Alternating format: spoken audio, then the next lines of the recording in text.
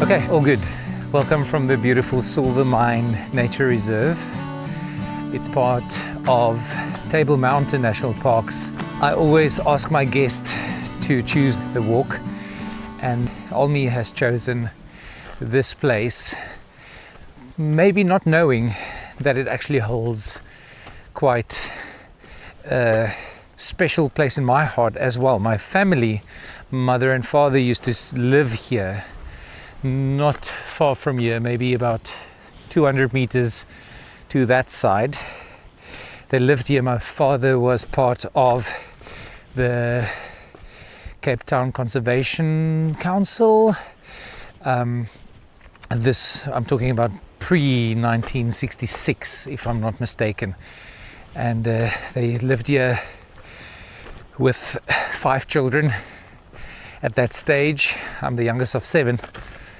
And this mountain has always been very dear to my mother, especially after my father's passing. My mother would gather us all together, or some of my siblings would gather us all together, and we would come here and spend a day at Silvermine Nature Reserve. So we have very close family ties with this spot. In fact, there was a pool around here somewhere that was named after my father, Henny's pool. It's fun to be back here and to do this interview with a remarkable person, social worker extraordinaire, trying to make a change wherever she goes, and a very friendly, happy, joyful person, and you will soon meet her. So without further ado, please Hi meet guys. Almarie Slazus. Is that how you pronounce your name, Almi? Yes, Almarie Slazus. Where does your surname come from? It's from a very tiny place, Litauen, in Europe.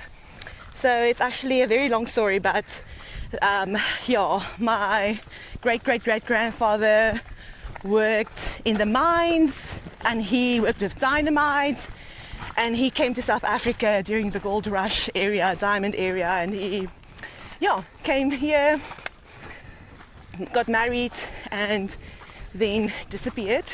But that's how my surname came to South Africa. So it's actually very, like everybody in South Africa with my surname is direct family of me. Okay, Almi, tell me about yourself. Okay, so as Rudolph mentioned, I'm a social worker. I currently work at an organization that provides scholarships to kids from underserved communities. I'm the youngest of 4 children. Grew up in a very small town called Watchtower West. Was born in Friesland. And now I am here in the Cape Town area. Okay, just more dogs. Hello, Just dogs for days. Hello. Hello. Hi. How did small town living change or shape your view of the great big world out there that you're experiencing today? Yeah, I think we grew up in a very slow living place. So I had a lot of opportunities living in the tiny town, and also my dad was a doctor in the town, so it was all eyes on us. No matter what we did, people knew about it. My mom is also a doctor. She worked in Kimberley, where I went to school for my high school years and 2 years of my primary school years, which is like 50 minutes drive. I think that was tough in the sense of I always felt, oh no, I'm so far away from everybody, because we drove in every day. But now living in Cape Town, like 15 minutes is nothing. People drive out to school every day.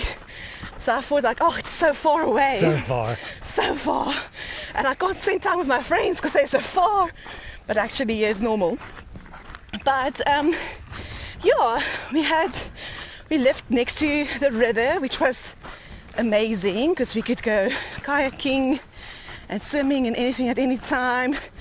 Fall River. Fall River, yes. Fall loosely translating to murky water, Tell me some small Almi stories. Anything that stands out from your childhood, any happy memories? Yeah, I think something I'm very blessed was my parents always tried to introduce us to different things. So even though we grew up in a tiny town, we had the opportunity to go to our farmhouse, which was is close to Reinsdorp. Yes. Yes. Silvermine. So growing up the youngest of 4 children was always I always had a house full of people, which I really enjoyed. And I think something that I'm also very happy for, grateful for, is that my parents did a lot of effort to show us different things in different places. And my mom worked in a hospital in Kimberley, and we always had a chance over Christmas time to go set up the Christmas tree and play with the kids there. So there was a lot of opportunities where we could give back to the community, but also where we realized how privileged we were, in a sense, where we could have the opportunity to give back, and it became second nature for us to do that.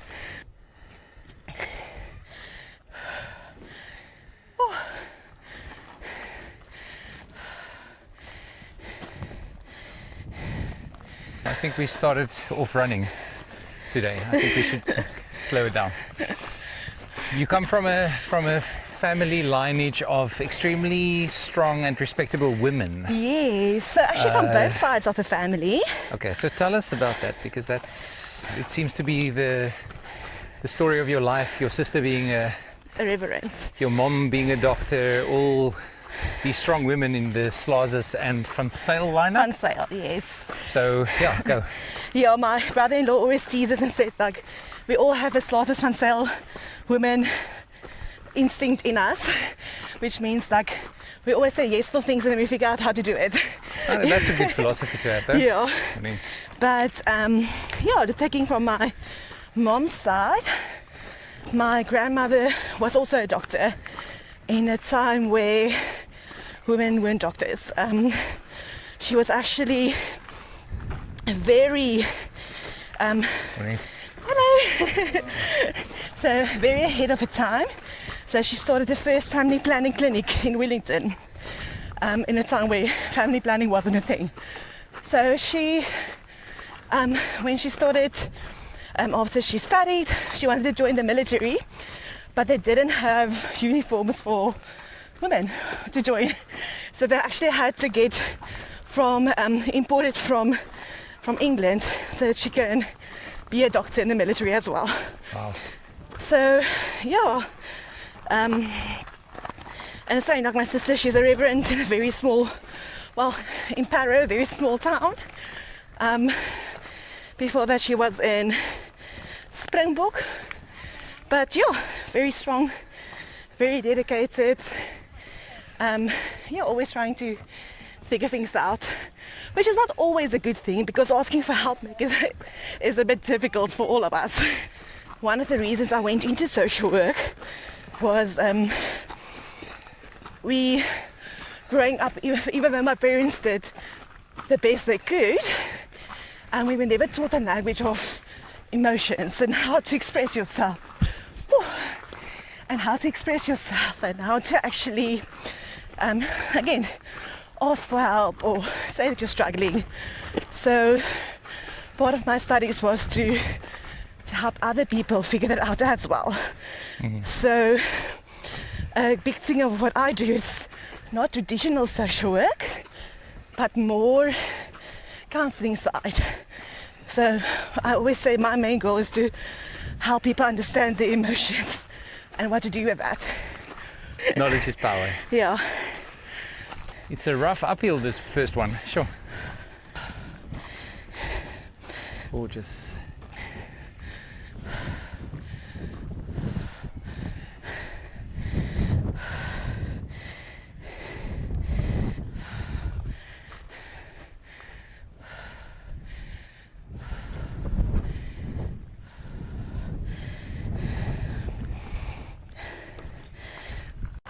Elephant's Eye. It's called Elephant's Eye, I suppose, because you'll see later, but there's this massive cave. Yes. And it's spectacular. Good views. Happiest memory as a child? Happiest memory as a child? I think most of my happiest child memories is being on a family farm. I always remember I'm an early riser, and my grandfather was as well. And our farmhouse, there's no electricity. I always say cameras don't do this justice, and I wish I had better gear to record. But just look at this. Wow.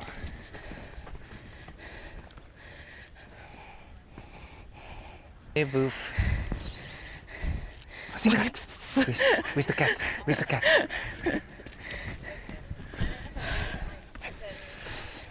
One thing I always say is, like, you get certain days out on trails where people are just either really friendly or really grumpy. And it definitely seems today like people are really friendly. People are always friendly when I'm hiking. That's not true. I think you're the friendly one. I think it's my hat that makes the people hat. friendly. It's the hat. Maybe let's show the hat. There's the hat. I always wonder why people are smiling at me while I'm hiking, and then I realize it's just my hiking companion. I think that's why she wears it, to make friends on the trails. I think so. It makes the trail shorter and more enjoyable. Yeah. So this friendliness of yours, where do you think that came from? Was it always a thing? I think so. Hi, morning. Hello.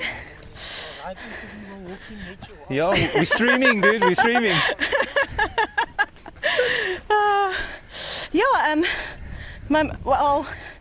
My mom used to say when I was little, one of my favorite things was to escape and run in the streets, and then I'll make friends with anyone.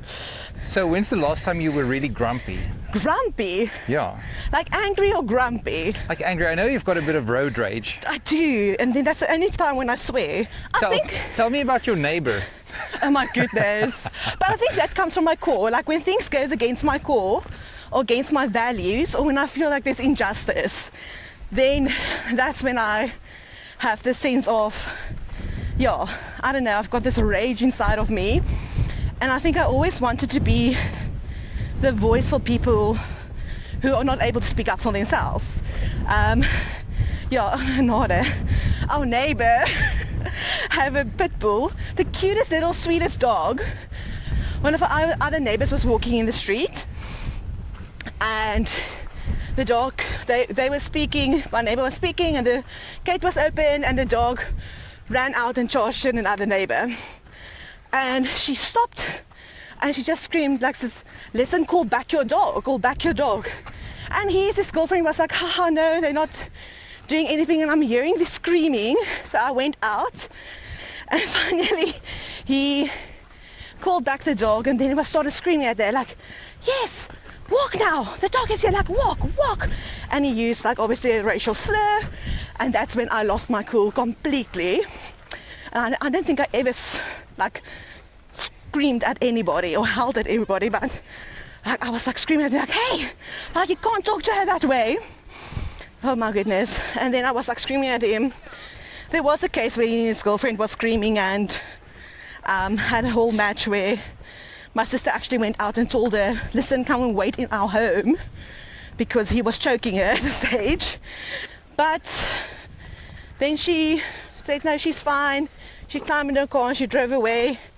They're still together though, which is actually very sad. I think that's the thing, is when people get so used to their circumstances or so used to a certain amount of rage and anger that it becomes normal to them. And I'm sure you see this a lot as a social worker as well, like situations like that where you work with children who come from families where the mom is possibly stuck in a similar situation. Is there anything that, should you be in a counseling session with the family, even the child separately, what you would tell the child and what you would tell the mother? I think this is a difficult question to ask because, I've been in a lot of situations like that where, especially, so before I was working at my organization, now I work at a high school in Hermanus, and that's where culture also comes in and the community also comes in. So I had a case where the dad was very abusive and the mother went to the police and they didn't want to get involved because it's a family matter. So that's also where the cultural challenges are very difficult, because that's a very difficult breach to overcome. So when the girl came to me, I was able, because I had a good relationship with the police, so I was able to go a different route to support the parents to get a restraining order and to help and support the child as well. And the mom's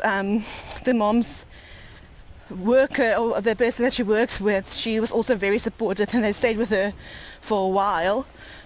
But I think this is a challenge of South Africa. We are a very diverse country, which is amazing, but there are sometimes a bit of cultural challenges. This is difficult for us to understand unless we talk and communicate about it. Also, in the communities I work, or the children I work with, even if the parents are amazing parents, they can only do what they can do in the environment that they are in. Yeah. So I had children that had to come for extra classes who said, they're busy shooting outside, so I'm just waiting for the gunshots to end before we can drive. And then I was like, no, just stay at home, be safe. Like, no, it should end now. It's just some sort of gang war. So blasé to them, but it's like... Exactly. Trauma has become so light to them, and they forget that it's a high trauma state that the kids are in constantly. Yeah. And then there's questions on why do people struggle to concentrate in school. So and as I mentioned, even though the parents are doing the best they can, our kids are have to make very difficult decisions. We had an alumni that literally, he chose to stay indoors and not to be friends with kids from his community because they started joining gangs. But he made that choice because he wants something better for himself. Do you think he was targeted because of that? Do you know? I think it's something that a lot of our children struggle with in some sort of sense, is that we always think about what they gain from getting a scholarship, but we never think about what they lose. Because I suppose there's a sense of security in forming part of the group, the gang. So gangs are basically built around safety and camaraderie, even though it sounds so wrong to be a part of it. But I mean, I suppose the main essence of it is for security and for brothership, right? Belonging. I think belonging. Yeah. But even though gang is even the gang is an extreme sense, right, just forming part of the community itself.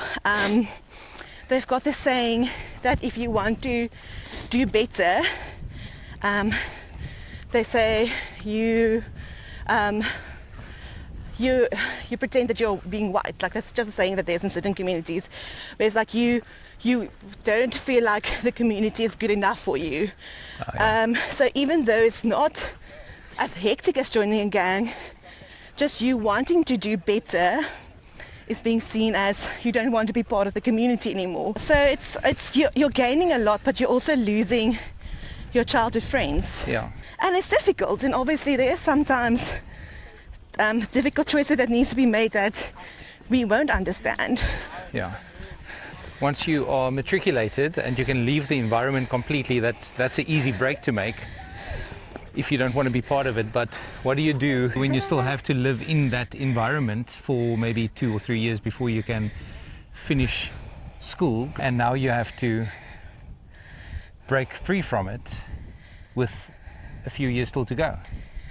I think that the other thing is that we also need to remember there is something that's called poverty tax, So a lot of our kids, even though they want to go study, sometimes they choose a career that's going to earn yourself more money so that they can pay for their siblings, or they can help their parents and help their family get out of a certain situation. Because it's expected of them? It's expected of them.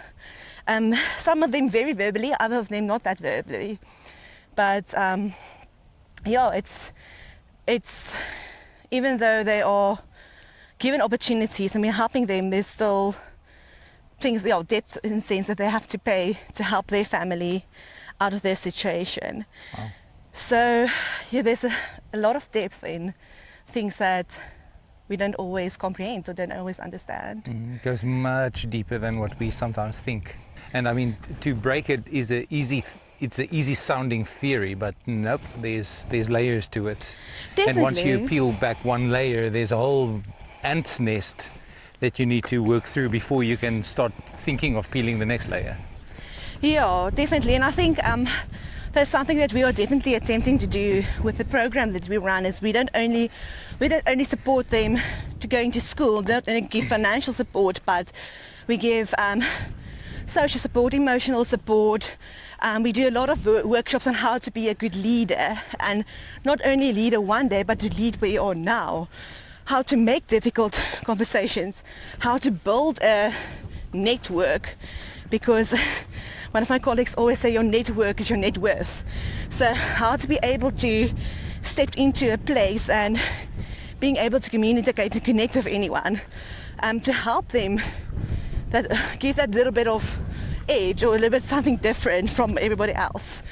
And then obviously we do give academic support as well for those who are struggling academically.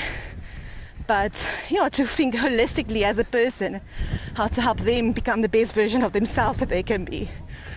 Yeah, and you recently had a workshop with a group of teens in the Western Cape province wide, right? Oh yes, yeah. And it was called? How's the eye this morning? Good. It's an eye. It's great. It's a big one. Yeah, it's so No nice. infections, nothing. No. Yeah. It drunk the eye the whole. Hello. Hi, morning. Hi. I'm telling you, these people didn't see your cap. They're just friendly. They are just friendly. They saw you first though, so people tend to be friendly with you as well. So the other day I took him to my bouldering place. Nobody ever spoke to me. He was there 5 minutes and people started talking to him, making conversations. I'm like, I've been here a year, okay? Recently I've been at the big youth camp. It's called the Imagine Camp. And I did a workshop on take up space. So how to be able to stand fast in your values, what you firmly believe in, how to say what you have to say, to take up the space you need, but not making anyone else small. And we focus on 4 areas, which was growth. Where do we feel like we need to grow? What do we need to do to grow? We focus on what ignites us, like what gives us passion, because that's also going to go hand in hand with that. And then mining our gold. What is it that we bring to the table? What makes us unique? And lastly, what is the ripple effects we want to leave behind? Like, what's the legacy we want to leave behind? That's cool. Love that. So it's creating space where they can do a little bit of introspection. During my sessions mostly, I tell people that we do have all the answers within us. We just don't allow ourselves the space to explore them. So giving that time for them to explore that and doing that guided introspection is always very valuable. So yeah, it was quite a lot of kids, but it was very valuable. Yeah, and you had 3 workshops with minimum 80 kids per workshop? Yeah, we made bracelets. So Don't you have one on? I actually do. I don't know if you can see it, but mine isn't the one that they use. So mine, it's only green, but they've got... Almi's one is for adults. It's for adults. We all need growth. Yeah, so each one of the spillets got a different color, and while they're making the bracelet, it's the different colors is a different commitment you made to yourself. So when you see that, it's just a reminder for you to remember, where do you need to grow? What is your passion? Why am I doing what I'm doing? Because I always say there's actually no something as a small decision, because every choice we make take us further or closer to our goal, even if it's tiny. And that's just to help us, remind us to think about the smaller choices we make. Yeah, even not making a decision is also making a decision, Definitely. right? Definitely. So we spoke about cultural differences and how in certain households, and so with the cultural differences between us and anyone else, certain theories or philosophies or approaches might come across in certain ways. So when we talk in terms of taking up space and in terms of standing up for yourself and obviously being respectful about it, but there are certain cultures that will see that as like questioning of authority, and they don't really take kindly to that. So how do you navigate that aspect of it? Especially, you spoke about poverty tax, which is, you know, if it's assumed that I'm going to be making money for my family to keep them fed and clothed, but I decide to break free for myself because I feel I deserve better. Now it's going to be seen as disrespectful towards my family, and they might abandon for feeling that way. And how does that play in? I think that's something that's, again, very difficult, because unless you've been through it, we can't comment on it. I think that's something that we all need to do, is like in any situation, is to think of it not like only in kindness, but also to realize that the way we see things isn't necessarily the only way things are happening. But I think the main thing is it helps to have people in your corner. So what we do try to think, I think that something that's very challenging sometimes is that depending on how traditional certain families are, some families are a lot more open to a girl having a voice, a girl being able to take up space, where other families, the girl's still the second mother and still have to do everything and doesn't get to her homework because she has to look after her siblings. And I can't go in and say that's wrong, but I can work with the mommy and say, like, okay, but how can we find a bit more balance so that everybody can work together? But it's a very difficult situation to navigate, because we can't say anyone else's viewpoints are wrong. That's not our place. We don't know the inner workings of the culture, the family, the household. Yeah, definitely. And I think also, and that's like also something like we've got a lot of Muslim kids as well, and some of them are also very traditional, where even in groups they're not allowed to touch one of their male peers. They have to be very respectful and they're only allowed to touch her. So even in group work we have to think, okay, we can't do this activity where we're all in a human knot and there's guys and girls together, because that only needs to be girls. Wow. So that's also different in every household, and we need to be respectful towards that. And we need to be informed, because we can so easily overstep a boundary that we don't mean to in the process. Yeah. And then you come across as being really disrespectful, but it was the last of your intention to do.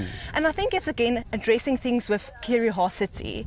A lot of people are afraid to say what's going on in the culture in the household, because they are afraid that people are going to perceive that as wrong. So when you ask something out, asking in a sense of curiosity, like, tell me more, I want to understand. And I'm very happy with that one of the kids were able to come to me and talk to me about it, that we had that space, and to create that space for them to feel comfortable to share.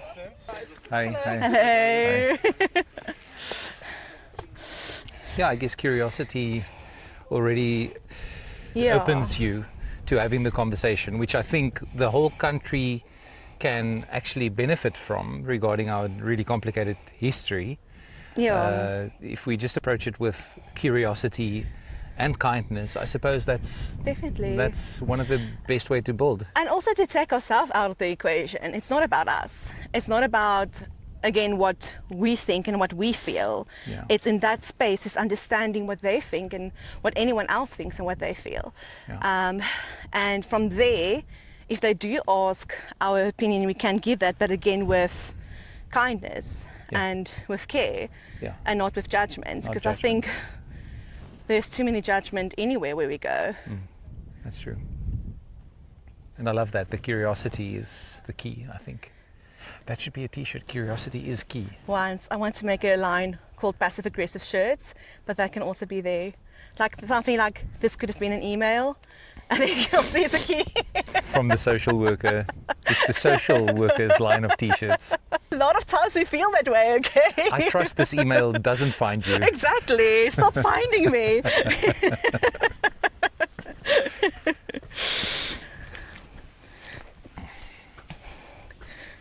That's fun. We're actually approaching a little bit of a lookout tower now. It's in the distance. This is the valley. Ladies and gentlemen, welcome to Silvermine. It's a very deceiving name. If we called it gold mine, we would have expected gold to be here. I don't think anybody ever discovered any silver in this reserve. I think a silver is a silver lining. Did you want to go to the house? If you want Have to. you ever been there? Let's go. It's very sad to say that it's quite heavily vandalized. But would love to know the history of this place. Dusty little rock hopper on the rock. Hey buddy! I wish I had a zoom camera just to zoom in on that face. There's the elephant's eye, by the way. There we see it. In the cliff face. Hey dog! Hey, Babs.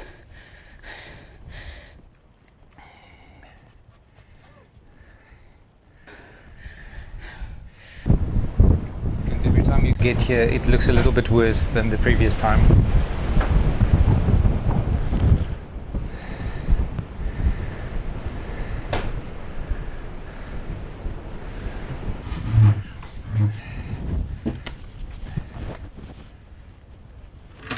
Hi guys, welcome to my cribs.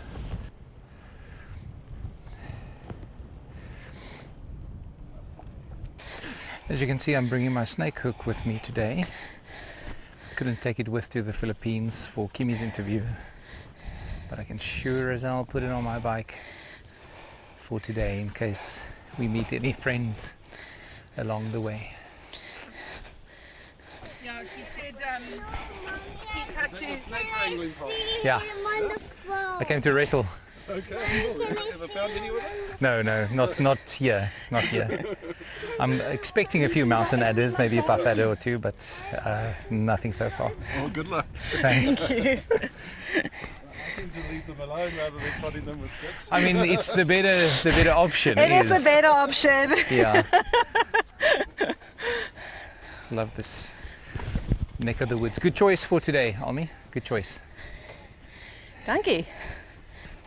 We were talking about domestic violence earlier and stuff. Tell people why they shouldn't, especially men, why aggressive men shouldn't be messing with you.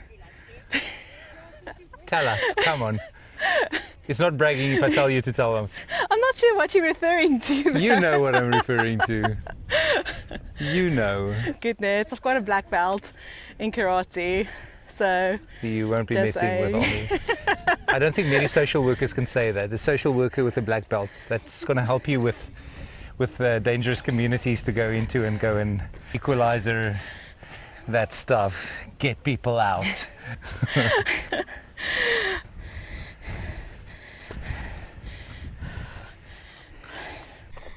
I guess looking from this side, it does look like an elephant. There's the cave, the eye in other words, so that's the head.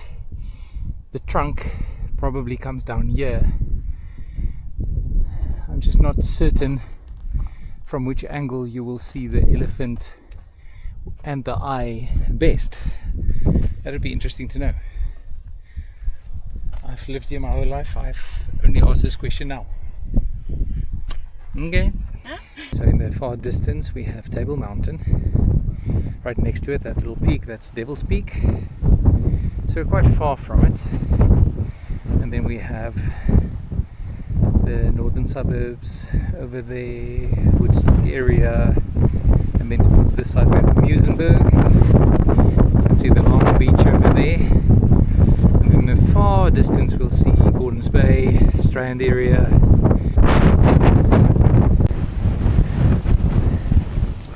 Windy.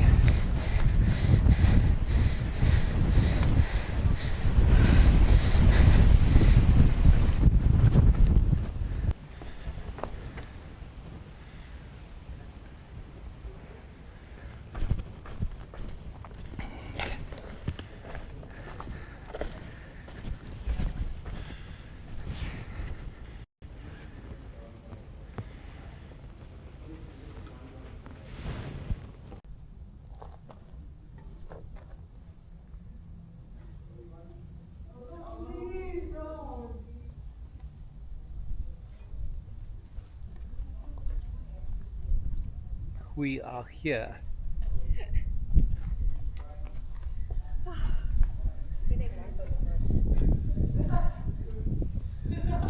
2 cappuccinos, please.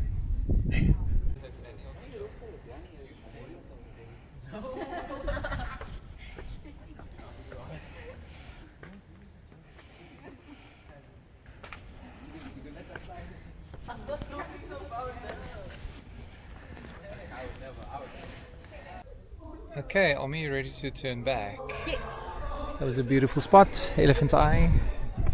We're going to try to see if we can see your trunk from the bottom, but for now. Tell me 3 things you are grateful for today.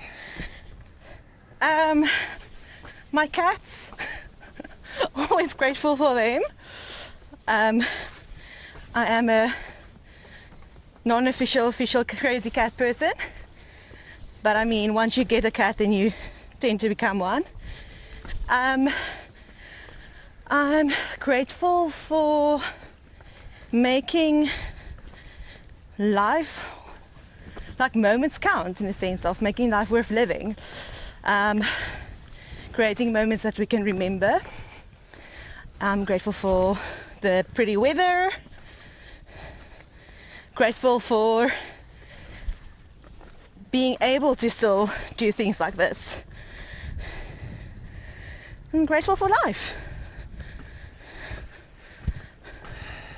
Yes. Was that free? That was like 30, but it's okay. The more the better. I think being grateful is one of those things that sometimes it takes some time to look for it, but the more you look for it, the more you'll see. Yeah, it becomes a muscle you flex almost. It becomes Definitely. easier. Yeah, and I think gratitude and hope and change goes hand in hand. Windy, yes. Queen.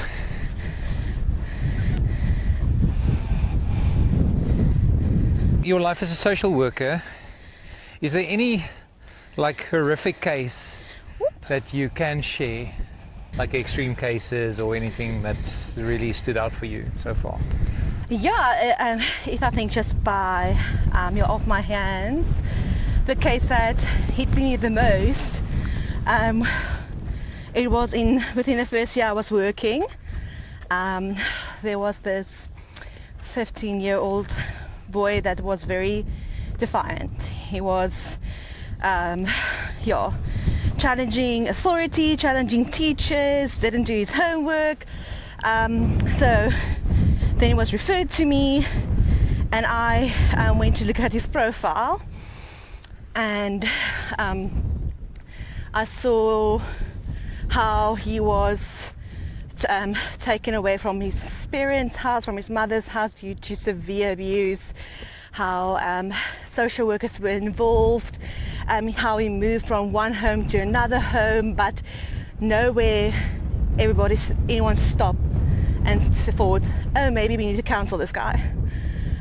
Maybe we need to help him. Yeah, it's so easy that they just make him off as a rebel and he just doesn't want to and he's disrespectful, etc. But there's a whole backstory there. Definitely. And by the time he came to me, obviously he didn't have trust in the system, which I completely understand. And I think I was sitting with his file and I was so tearful and upset because like all the right things happened. Like he was, as soon as the school got a hold of the abuse, they let the authorities know, they stepped in, all the right things happened, but nobody actually looked at him and supported him.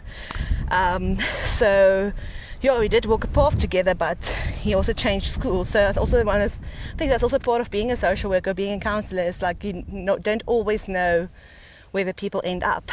And you just hope that whatever, when our paths came together, whatever road we walked together, it's planted a seed with him or something. Yeah, or even if it's just giving momentary relief or momentary safe space, or a place where they can just be themselves and don't have to fight, because a lot of our kids are stuck in the trauma response, and that's why they are defiant and ready to fight and ready, because they are just stuck in that space where they don't feel safe. Yeah. Yeah. And you don't know what happened to this guy in particular? I saw him last, and then he was still working, so he did find a job, but that was a while ago, so I don't know where he is at the moment. But he was referred to a boys' town, so from there I'm not sure exactly what happened. So okay, so how do you guard yourself against becoming involved in a child's life, especially where it's so traumatic for the child? Obviously you were trained against doing that, and you know you're not allowed to, and it's protocol, but how do you deal with your own trauma from a situation like that? Yeah, that's a very good question. It's one that people ask a lot, and so I think social workers in general can go two ways. They can be either too involved and let it influence their personal life, and yeah, I do have a friend that's struggling to sleep at night because she's thinking about her cases the whole time. Or people can become apathetic, and it's sort of also like a trauma response in a sense, like things doesn't bother you anymore. But I think my most important thing is when the person is in front of me, I need to make sure that I am okay, because if I'm not okay, then I won't be showing up 100% for that person. Yeah. So I sometimes did have to check myself to see, am I in this space now to be with this person fully and to be there for them in that space. But just like that, I had a very strong distinguishing between work and home, because it's all about finding that balance of caring but not costing you yourself. And as soon as you're in a caring position and it's costing yourself and your own well-being, then you have to recheck. Do you often or sometimes need external help yourself to be able to continue and give your best? The good thing about being a social worker is part of our code of conduct is that we have to have a supervisor. So that does help with more difficult cases, because the question we ask ourselves, can't I do more?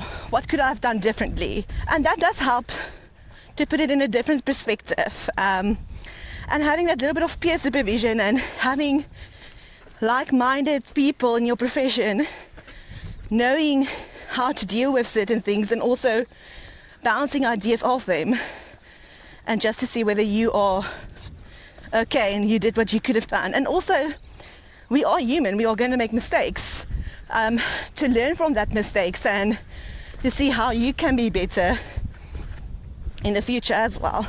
Yeah. Wow. But I think that's the whole thing and I think that's also why I love my job in general, because the more I get to know, the more I realize the little I know. You spoke about alumni earlier. Yes. Once again, as much as you are allowed to or feel like sharing, but is there like a magnificent story about an alumni who has just excelled or changed the world in whatever fashion? Oh yes, yeah, we've actually got amazing alumni. We've got doctors and lawyers, and one of our alumni worked on vaccines and getting it to rural communities. One of the stories that our founder loves talking about is during the Fees Must Fall, where there was a lot of riots of people going against university fees. There was a big group of students that came together. I think it was UCT campus or CPUT, I'm not exactly sure, but where they wanted to burn down the library.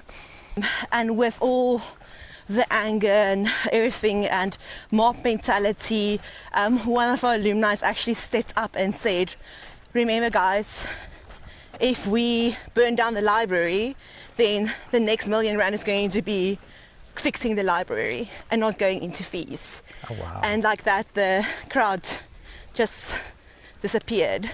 When people invest in the children, it's not only investing in the school career, but also in South Africa. Last year we had alumni groups where they had group work with our scholars and talking through the challenges and working with them, and also presenting workshops on things, because they went through things that we can't comprehend. Love that. Tell me about your, once again, as much as you want to disclose, but a low point for you in your personal life?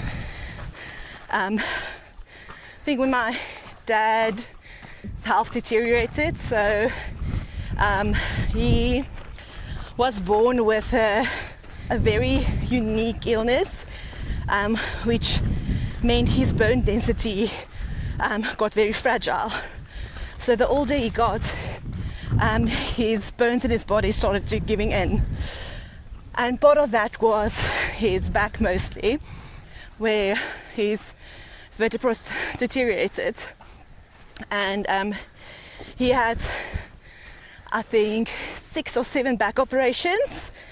And every time it is going in, not knowing if he will come out or not knowing in what condition he will come out, because there was always a chance that he would be quadriplegic.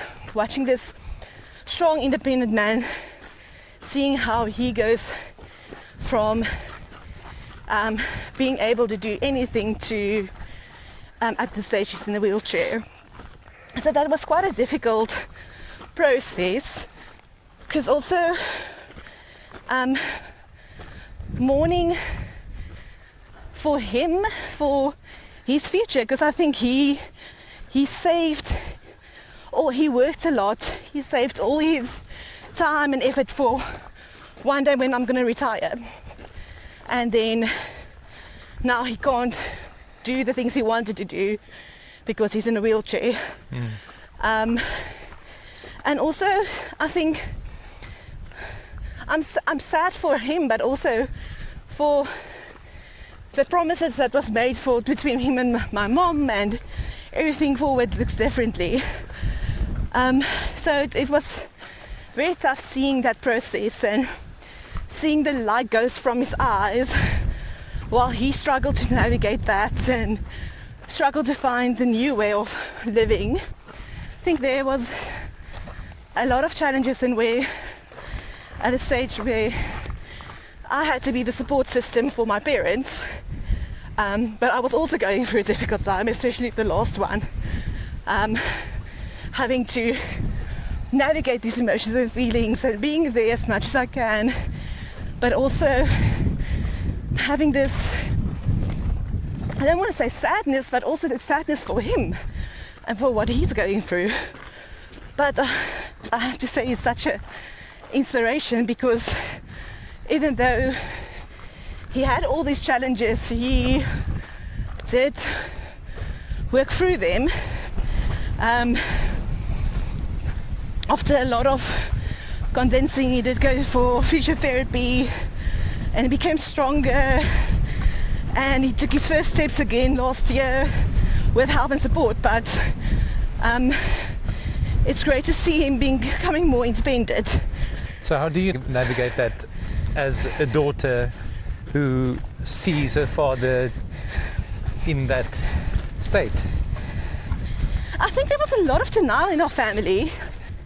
Not necessarily from my side, because I'm all about like work through your emotions, but I think sometimes the social worker brain doesn't switch off. So I want people to think about, like, actually think about what you're going through, and not only going through the one step to another thing.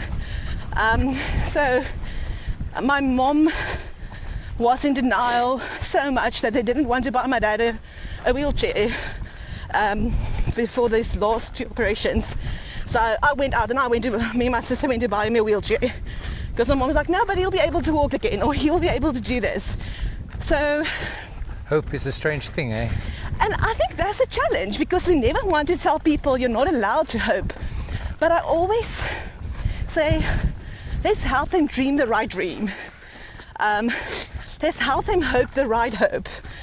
And it's difficult also being in that case where you're seeing this happening. And yes, I wasn't there the whole time, so I know that how difficult it was for my mom as well to deal with this, to seeing her partner going, having these challenges and all the commitments they made that's not there anymore, and all the promises of late nights working, because one day when I'm retired I will give back.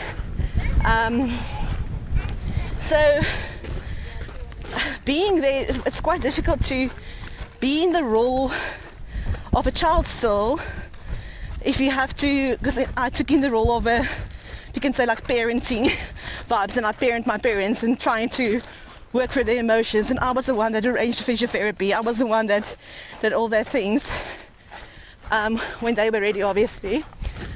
But it's difficult navigating that. So I think, sometimes when we're going through things, we're not sure how we're doing it. You just do it and you process later. Yeah. Isn't that, though, the most beautiful message from there could be towards the outside? And it's horrible that it takes somebody else's pain to teach this, but for us to not hang on to that hope for one day I'll enjoy it, one day Exactly. I'll use my time, one day I will, that we have, all we really have is just now. This is all we have. Exactly. And we have to think in terms of that as well, not to put our lives on hold just to make a few dollars, just to enjoy it one day, because one day is not guaranteed. I think that's definitely one of the biggest lessons I've learned, is exactly that we never know what might happen. Yeah. And we never know what the next steps and what the next plans for us are. Yeah. So I think that's also something that I try to live by, is again the only way to make time stop is to create moments and create memories, and to be intentional and live intentionally, like live with purpose and not just let life happen. Yes. No, we haven't. Luckily not. You're safe. Also, giving me new appreciation for my ability of me having a abled body and being able to do certain things still. Yeah. That other people will pay everything for. Exactly. They will give everything for the ability that we have. Exactly. Yeah, definitely. Love that. So much wisdom. I know, right? You should be a poster. Live with purpose. Don't let life happen to you. Think Play it. living life with purpose, yeah. On purpose. I like it. Good, valuable lessons from Almi Slazus. I also want to draw a comparison here to you mentioned your dad being very independent and not asking for help. And we spoke earlier about the Slazus and Van Zyl women who were so strong as well, and who also, had the whole philosophy of, I'm strong, I shouldn't show weakness, I should just, power through and do and keep going. So, I mean, there's also a lesson to be learned there, right? Yeah, definitely. No, it comes from both ways. And I think it's also a very Afrikaans thing. Is any sign of asking for help might be a sign of weakness, and just don't show your weakness. So asking for help is showing a sense of vulnerability, ne? Yeah. So, Which is actually strong. which is a strength. Yeah. And saying like, listen, I'm not feeling my greatest now. I need some help and I need some support. And that's also how we connect with people. Yeah. That's also where, I can do it myself. It's very isolating. It's very, people want to help you, people want to support you, but do you allow them to? Yeah. And do you know how people can help you? I think that's the other thing. Sometimes we don't know what help would be for us or what we need at a certain stage. But when we admit that we are being vulnerable, that we need support, that's connection. And that's one of our human basic needs, is that sense of belonging, being connected. True. And that's why it's so important for us to embrace our vulnerability, saying, I can't do it alone. And not only I can't do it alone, I wasn't created to do it alone. We are packed animals, even though we don't want to believe it. So we are made to be together and support each other. I mean, if it weren't for that, then the human species definitely wouldn't have survived, right? Yeah, definitely. So, yeah, thanks for the help. I didn't need it. Yes, you did. Thanks for nothing. Yeah, we wouldn't have survived as a species if we weren't pack animals, you know. Yeah. So definitely, the strength is in community and in numbers. And I also think, like, knowing our weaknesses, as they call it, people always say, make your strength your weakness and your weakness your strength, but I don't agree with it. Like, your strength is there for a reason. The thing that you're great in, the thing that you mine your gold, that's part of your passion, that's part of who you are. But if you have something that you're not great in, that's someone else's strength. So reaching out to someone whose strength that is to help and support you, that's how we grow, and that's how we create something beautiful. And once again, connection. Yes, I love Again, that. creating connection, yeah. I like it. You mentioned a quote earlier, so Yes. one of my favorite questions to ask would be, is there a quote that has meant a lot to you in your life? You can share more than one if you want. You're welcome. Oh wow. It's not difficult for me just to remember one thing, but I love Brene Brown's work. And she's the one who speaks a lot about vulnerability and connection and a language for emotions. And I've learned a lot about her, and a lot of the way I approach things is through what she says and what she does and what she studied, because she studied vulnerability in people and how to embrace that. So I think a lot of her things is very powerful and very valuable to me. Vulnerability, her whole thing about embracing, being able to communicate. Also, I think her whole thing is the way we perceive things, our reality. And there's something that I also had to learn is like the conclusions I make in my brain and my reality isn't necessarily the reality. Yeah. And something that I think is a natural conclusion to make isn't necessarily a natural conclusion to make. Yeah, true. And again, that's the only way to breach that is communication with care and curiosity. Love that. Curiosity. That seems to be the theme word today. Care, curiosity, kindness. Ooh. They say no dogs, so Almi, no bitches. Sorry. Haha, That's not going to be in the video. it's funny, ne? All the feminists will be pouncing on me for that statement. Okay.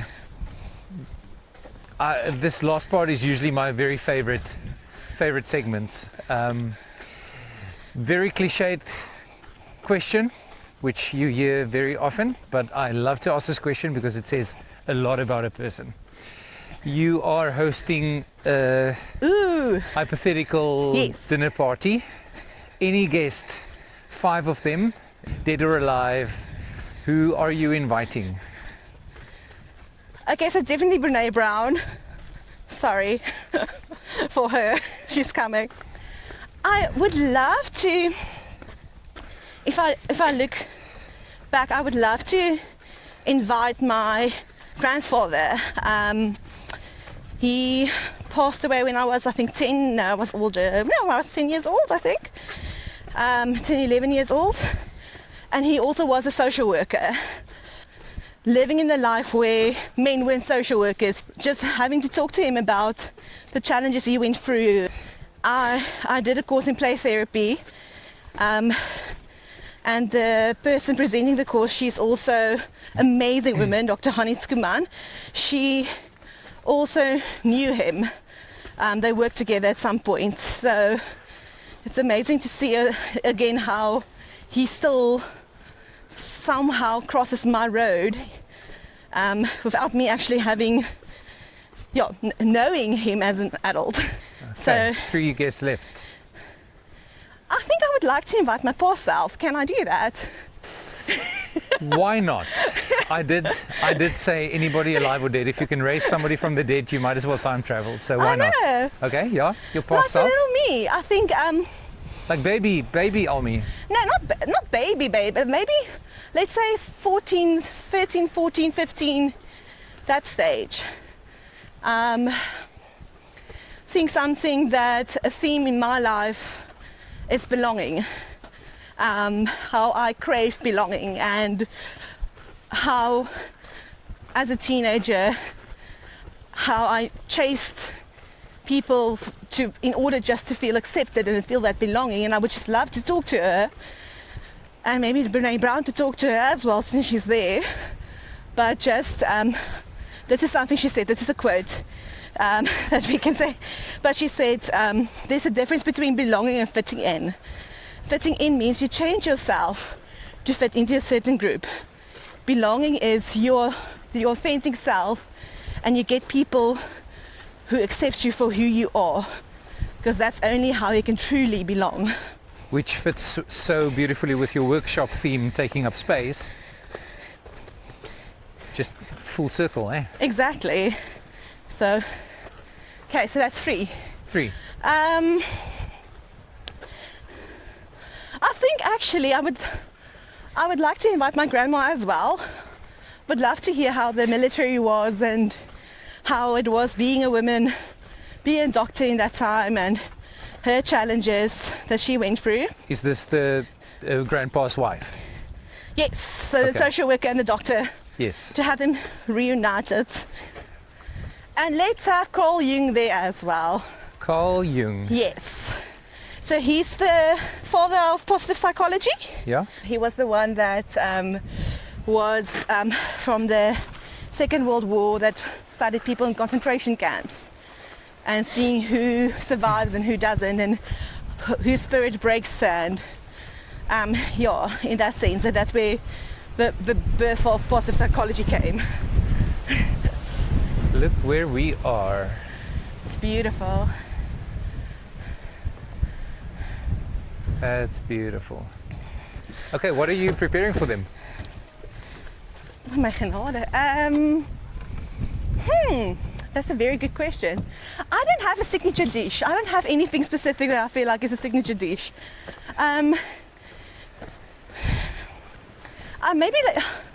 Maybe just let's just do a lekker braaitjie. A braaitjie. A braaitjie with a braai. A barbecue with the toasted salmi. I think the whole thing about braai, especially in general, is that connecting next to the fire.